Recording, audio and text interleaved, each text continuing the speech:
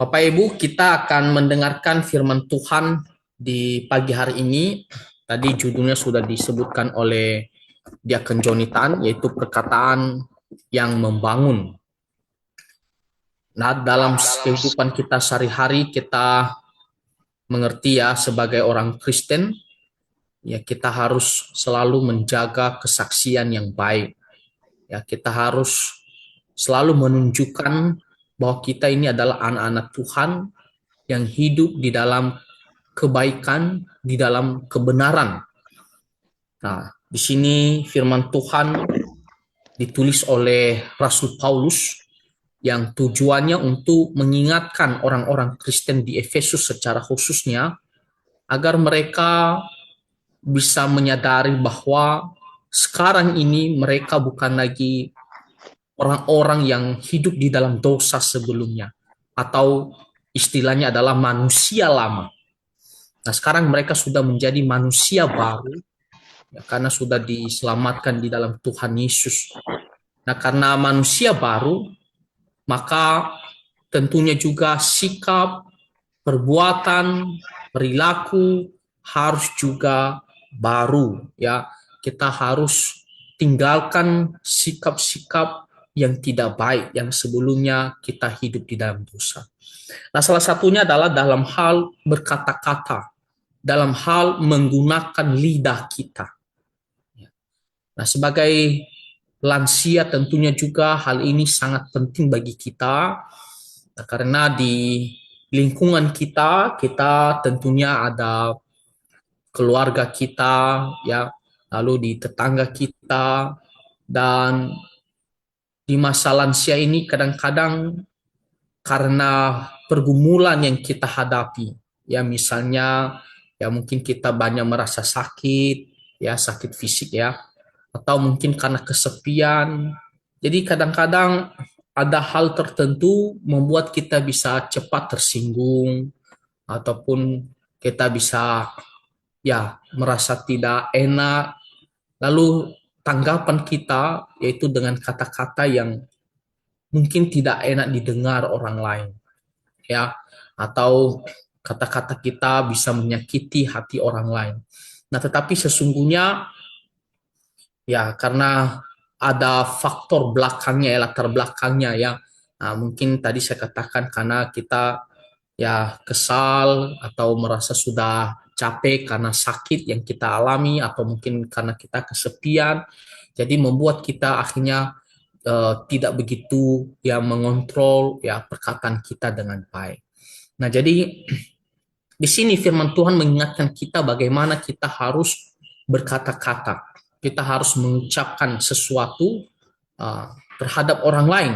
Ya, ini yang harus kita perhatikan.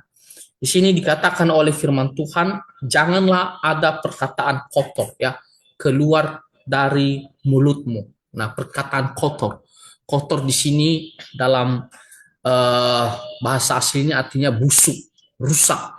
Nah, dalam bahasa aslinya kata kotor ini biasanya dipakai untuk eh, buah-buah yang rusak, ya buah-buah yang sudah busuk. Nah, kalau kita melihat buah yang busuk, misalnya mangga busuk, ya mangga busuk tentunya kita tidak boleh makan kan, karena sudah busuk, ya kan. Buah apapun itu kalau sudah tidak bagus lagi, sudah rusak, sudah busuk, kita tidak boleh makan, ya. Bahkan kita membuang dia, ya kita jauh-jauh ya dari mulut kita, tak akan mau kita pergi makan buah itu.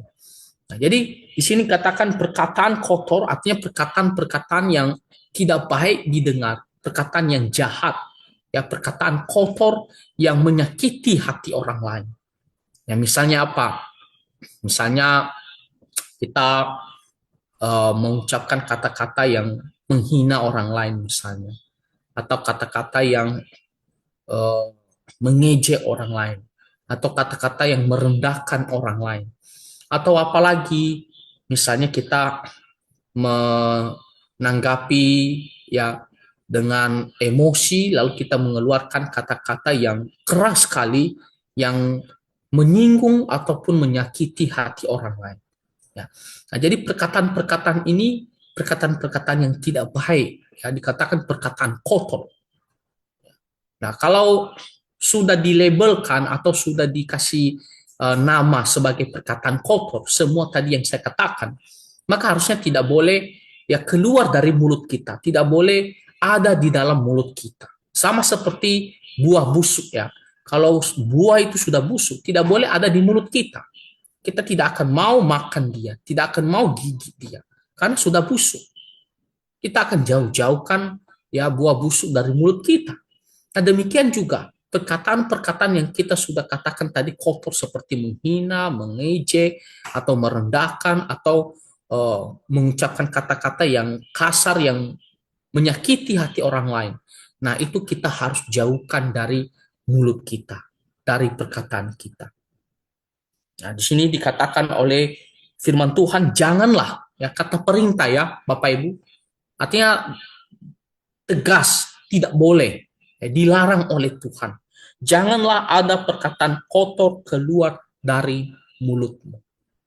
Nah, ini yang harus kita perhatikan sebagai orang-orang Kristen, termasuk kita yang sudah lansia, ya, walaupun kita masih bisa kadang-kadang yang menghadapi masalah atau situasinya membuat kita ya tidak stabil ya, tapi kita harus tetap menyadari kita ini orang Kristen ya. Beda dengan orang-orang yang tidak Kristen ya. Nah, dia mau ucapkan apa saja sesuka hatinya, mungkin dia mau gitu ya. Nah, tapi kalau kita orang Kristen tidak boleh seperti demikian. Kita harus selalu ingat ya, bahwa kita orang Kristen harus ya menjauhkan hal-hal yang jahat, hal-hal yang berdosa, hal-hal yang tidak ada kasih ya di dalamnya. Ya, termasuk dalam hal berkata-kata. Ya, tidak boleh kita sampaikan sesuatu ya dengan kata-kata yang kotor. Jadi jangan, sangat jelas ya. Jadi jauhkan kata-kata kotor. Nah, sebaliknya di sini dikatakan pakailah. Nah, pakai ya. Seperti kalau kita pakai baju ya. Nah, jadi kalau misalnya baju kita sebelumnya kotor ya, kotor mungkin kita dulu ya beberapa minggu yang lalu kita kerja gotong royong di gereja kan, pastilah baju kita sudah kotor ya, keringat atau ada tanah atau yang mengecat kena cat ya. Nah, jadi dia harus lepaskan ya baju kotornya itu, dia harus lepaskan kan, tanggalkan, buka. Nah, lalu dia harus pakai baju baru, ya baju yang bersih lah maksudnya, ya yang tidak kotor. Jadi pakai, jadi kenakan ya, dipakaikan baju baru. Nah, demikian juga setelah kita sudah menjadi orang Kristen, Bapak Ibu, nah kita harus memakai kata-kata yang baik. Di sini dikatakan ya, pakailah perkataan yang baik.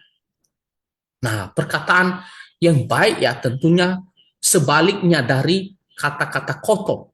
Ya, nah, perkataan baik di sini dikatakan perkataan baik yang membangun. Ya, perkataan yang dimana orang dengar bisa menerima. Ya, orang mendengar ya bisa merasakan ada kedamaian, ada kesejukan. Ya, perkataan yang orang mengerti, orang bisa memahami, bukan perkataan yang justru sebaliknya ya dia langsung tanggapi dengan emosional ya, dengan sikap yang menolak karena kata-kata kita yang begitu keras. Bukan seperti demikian. Ya, jadi kalau kita mengucapkan kata-kata yang baik ini, itu terlihat bagaimana orang mendengarnya. Respon mereka itu seperti apa. Nah, kalau kata-kata kita itu baik, maka orang itu ya bisa menerima. Bahkan kalaupun ada sesuatu teguran yang kita sampaikan misalnya, tapi kalau kita sampaikan dengan kata-kata yang baik, meskipun orang yang ditegur itu ya memang secara umum ya susah menerima teguran, tapi dengan kata-kata yang baik ya orang itu akan mengerti, ya akan memahami, setidaknya akan menerima, ya. Dia tidak akan membalasnya dengan kata-kata yang ya sebaliknya kata-kata yang tidak baik. Karena dia menilai ya apa yang kita ucapkan itu adalah kata-kata yang bagus, kata-kata yang tidak ada ya misalnya penghinaan, mengejek atau kata-kata keras tidak ada. Nah, jadi dikatakan di sini pakailah kata-kata seperti demikian. Jadi waktu kita bicara, kita harus benar-benar perhatikan, kita harus benar-benar pertimbangkan kata yang saya ucapkan ini apakah adalah benar, ya apakah hal ini tidak membuat orang itu ya menjadi sakit hati. Apakah kata-kata saya ini ya tidak ada penghinaan atau kata-kata saya ini tidak tersinggung yang membuat orang tidak tersinggung. Jadi kita harus pikirkan terlebih dahulu Bapak Ibu. Itulah caranya agar kita bisa mengucapkan kata yang baik. Kata yang baik.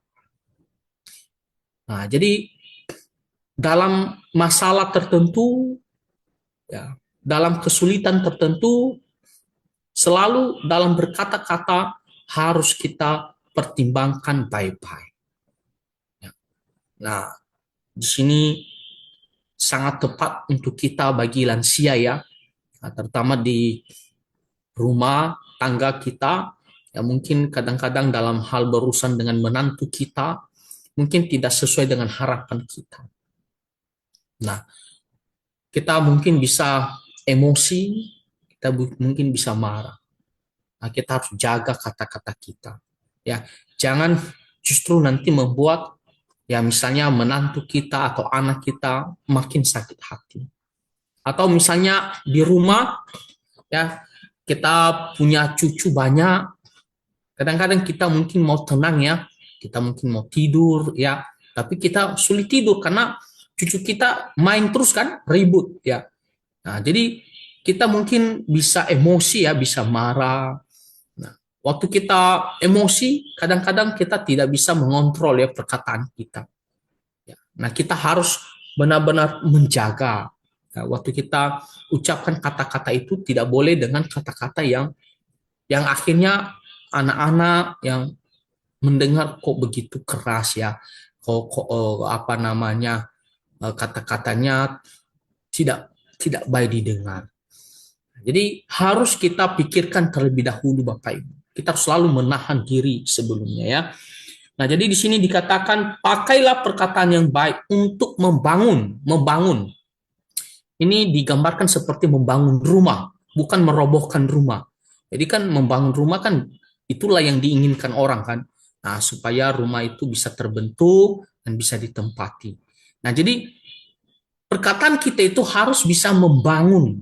Ya, dalam arti apa? Orang yang mendengar itu bisa memiliki suatu semangat, ya, suatu sukacita, ya, ketika mendengarkan perkataan kita. Bukan perkataan yang menjatuhkan. Kalau perkataan yang menjatuhkan ya seperti menghina dia kan, nah itu kan menjatuhkan dia. Ya.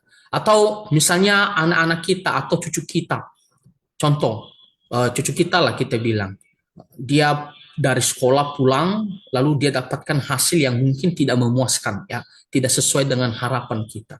Lalu kita sebagai opung, nenek, ya kita kakek nenek ama akong, kita mungkin menilai kok nilainya tidak tidak bagus ya, tidak tinggi. Lalu kita keceplosan mungkin katakan, kenapa kamu bodoh sekali? Contohnya begitu ya. Nah, jadi perkataan itu kan menjatuhkan mental cucu kita kan. Dia kan merasa, wah kakek saya bilang saya bodoh. Jadi itu perkataan yang tidak baik, bukan perkataan yang membangun. Ya.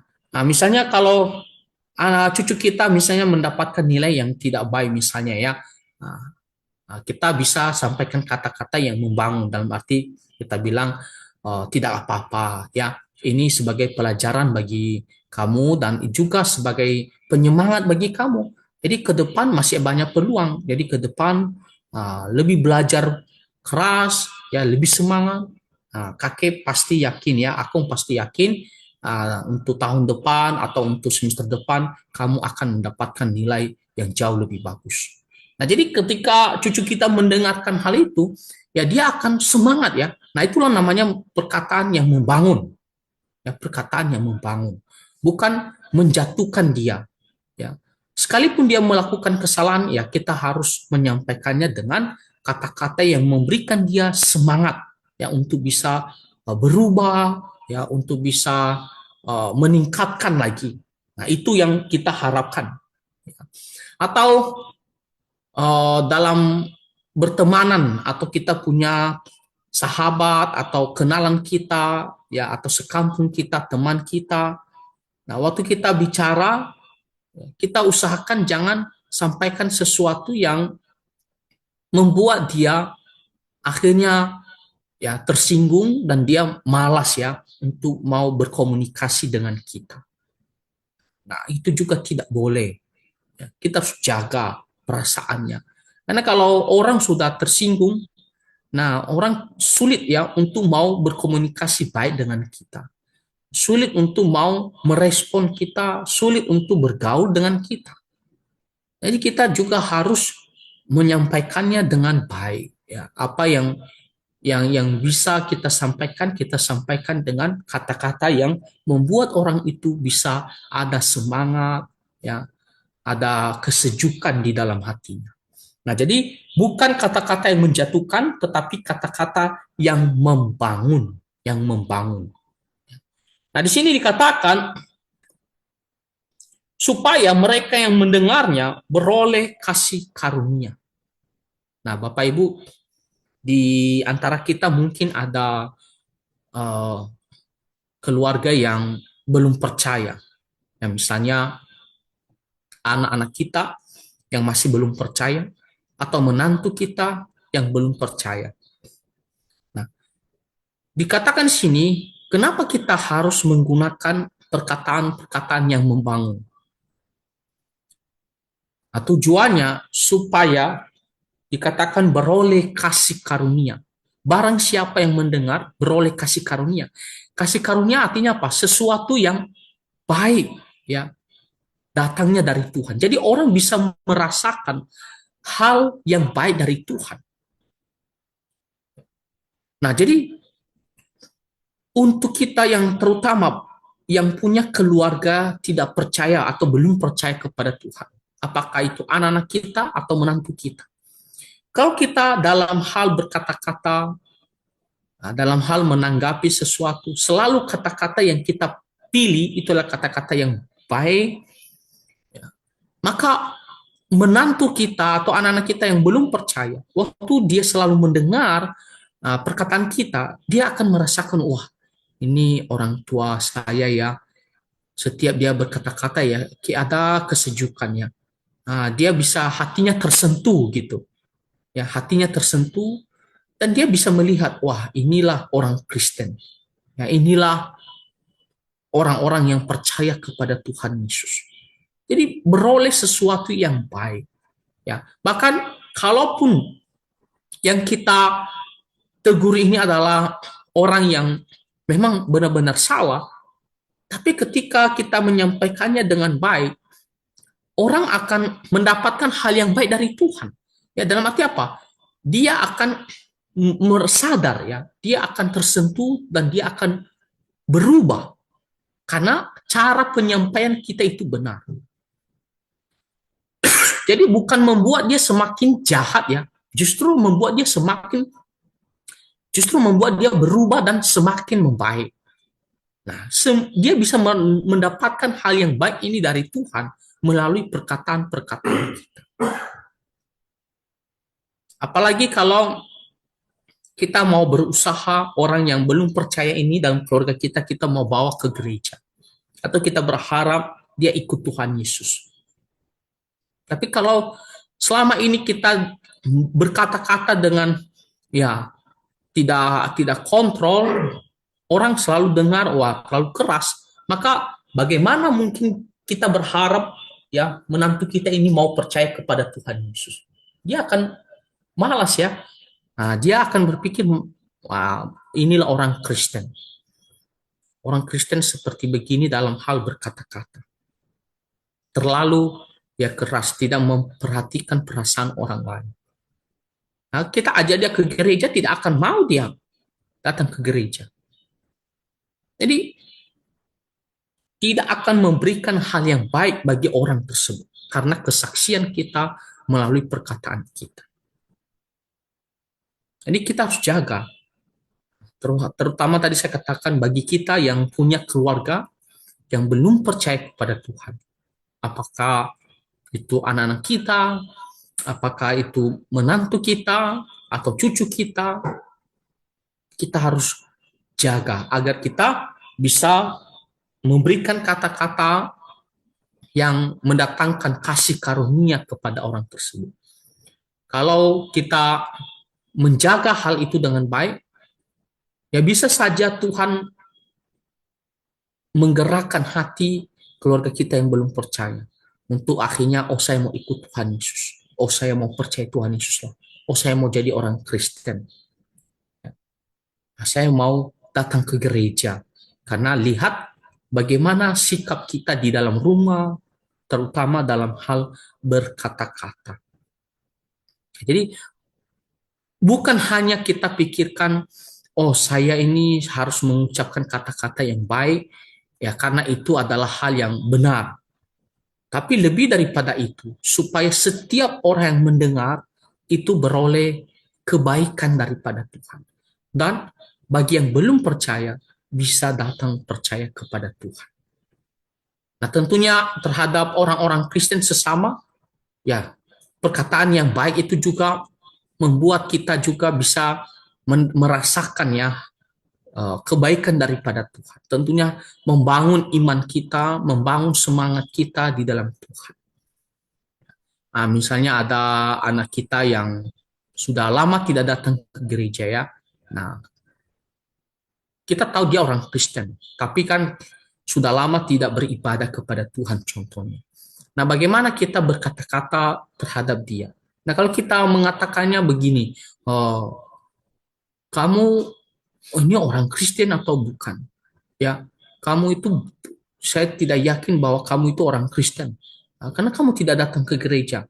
Dan mungkin Tuhan sudah marah sama kamu, Tuhan ya tidak sulitlah menerima kamu. Ya, karena kamu tidak mau datang-datang ibadah. Nah, kalau kita mengucapkan hal itu, ya tentunya anak kita atau siapa saja yang akan membuat dia, ya saya tak usah datang-datang gereja lagi lah. Atau juga Tuhan tidak mau terima saya lagi. Atau dia akan menjadi sakit hati. Nah, kita tidak bisa mengatakan seperti demikian. Nah, kalau kita mengatakan, oh, nah kita ini kan orang Kristen. Nah, Tuhan selalu mengharapkan kita untuk datang beribadah kepada Tuhan. Dan itu hal yang baik. Nah, kita bisa bersama-sama pergi menghadap Tuhan dan beribadah kepada Tuhan. Nah, mungkin hatinya akan tergerak dan dia akan merasa, oh iya ya, Tuhan selalu menantikan saya untuk datang ke gereja. Tuhan selalu mengharapkan supaya saya sebagai anak-anaknya bisa datang beribadah kepada Tuhan. Nah, jadi dia bisa semangat kembali untuk datang ke gereja, untuk datang beribadah kepada Tuhan. Nah, jadi di sini dikatakan supaya mereka yang mendengarnya beroleh kasih karunia. Kita harus ingat waktu kita bicara, tidak hanya yang mendengar orang yang sedang berbicara sama kita, tapi orang yang di sekitar kita, selagi suara kita itu besar, terdengar, mereka juga mendengar semua. Ya, jadi misalnya di rumah kita, kita sedang berbicara sama anak kita misalnya. Jadi konteksnya kita sedang berbicara ya berdua. Tujuan kita bicara itu sama anak kita. Tapi dalam keluarga itu kan ada menantu kita, ada cucu-cucu kita. Ketika kita bicara dengan suara yang tidak baik, kata-kata yang tidak baik, maka bukan hanya lawan bicara kita itu saja yang mendengarnya, bukan hanya anak kita itu, tapi menantu kita juga, cucu kita yang mungkin ada di kamar atau ada di teras ya. Mereka juga mendengar ya, dan mereka bisa menilai, wah, kok begini ya. Jadi makanya di sini dikatakan mereka yang mendengarnya, siapa saja. beroleh kasih karunia, bisa mendapatkan hal yang baik. Ya. Nah, jadi untuk Bapak Ibu, bagaimana kita selama ini dalam hal berbicara, ya kita harus perhatikan baik-baik. Kita harus selalu menggunakan kata-kata yang membangun, bukan kata-kata yang kotor. Walaupun kita dalam keadaan mungkin kesal, ya, atau emosi, nah kita harus selalu jaga perkataan kita. Ingat kita adalah orang Kristen, ya kita adalah pengikut Tuhan Yesus. Tuhan Yesus tidak pernah mengucapkan kata-kata yang seperti dikatakan di sini, ya. Dan Tuhan tidak mengajarkan hal itu untuk kita. Tuhan mengajarkan kita harus mengucapkan kata-kata yang baik, kata-kata yang penuh kasih, kata-kata yang membangun. Ya, dimanapun kita berada, baik di dalam rumah maupun di dalam tetangga kita atau di gereja misalnya, ya dalam gereja juga. Nah, kadang di gereja kan kita suka bicara-bicara ya, nah, ketemu dengan teman, ya kita bicara-bicara atau di persekutuan melalui Zoom atau tatap muka, ya, kita juga harus selalu menjaga setiap perkataan kita. Nah, jadi itulah yang Tuhan mau melalui firman Tuhan di pagi hari ini, perkataan yang membangun. Nah, ini semuanya berlaku, bukan hanya untuk kami yang masih muda, bukan hanya untuk anak-anak, tapi untuk lansia juga, semua. Ya, karena kita dalam hal berbicara kadang-kadang kita bisa saja ya dalam sebagai kelemahan manusia, kita bisa khilaf. Ya, kita bisa lost control ya. Kita waktu itu tidak stabil ya mungkin kondisi kita. Nah, tapi selalu ingat bahwa kita ini adalah orang Kristen. Dalam hal berbicara, ya kita harus jaga dengan baik. Ya termasuk terhadap anak-anak kita ya. Nah, walaupun kita pikir, tapi kan saya orang tuanya, dia adalah anak saya ya. Ya saya bolehlah saya mau ngomong apa. Tetap juga kita harus jaga. Ya, nah, karena bagaimanapun anak-anak kita itu juga menilai, ya punya perasaan. Ya, nah, jadi kita harus juga jaga ya, perkataan kita, terlebih kepada orang lain. Itu kita harus benar-benar perhatikan. Nah, supaya semuanya tujuannya adalah untuk kemuliaan nama Tuhan Yesus. Jadi kalau kita mengucapkan hal-hal yang baik, ya orang dengar, orang bisa memuji nama Tuhan Yesus. Orang bisa mendapatkan kedamaian. Orang bisa berubah dan semangat. Orang bisa datang kepada Tuhan Yesus. Nah, tapi sebaliknya, kalau kita mengucapkan kata-kata yang kotor, itu merusak kesaksian, ya, kesaksian yang baik di dalam Tuhan Yesus. Dan orang itu pun bukannya semangat, justru makin jatuh, ya, makin buruk, ya, karena melalui perkataan kita. Makanya firman Tuhan menggambarkan lidah itu kan seperti api, ya. Nah, lidah itu seperti api. Memang dia tidak ada tulangnya, kecil memang, tapi membahayakan, bisa membakar rumah seperti api. Jadi sangat-sangat kita perhatikan untuk berbicara, mengucapkan kata-kata yang memuliakan nama Tuhan. Nah, jadi kita harus perbaiki mulai dari sekarang. Ya, kita harus mengucapkan kata-kata yang baik. Kiranya Tuhan memberkati kita ya melalui firman Tuhan di pagi hari ini. Nah, Tuhan Yesus memberkati. Mari kita bersatu di dalam doa. Bapa di sorga, terima kasih untuk firman Tuhan di pagi hari ini yang mengajarkan kami bahwa sebagai orang Kristen kami harus menggunakan kata-kata yang baik, kata-kata yang memberikan kedamaian, kesejukan, dan kasih kepada orang lain. Tuhan berikan kami hikmat dan hati yang selalu mengingat akan kebenaran firman Tuhan. Dan biarlah ini nantinya bisa menjadi kesaksian yang baik dan orang-orang mendengar bisa mendapatkan kebaikan dari Tuhan, dan terlebih bisa datang kepada Tuhan Yesus, percaya kepada Engkau. Berkatilah firman Tuhan di dalam hati kami setiap masing-masing. Di dalam nama Tuhan Yesus kami berdoa. Amin. Saya serahkan ke Pak Joni.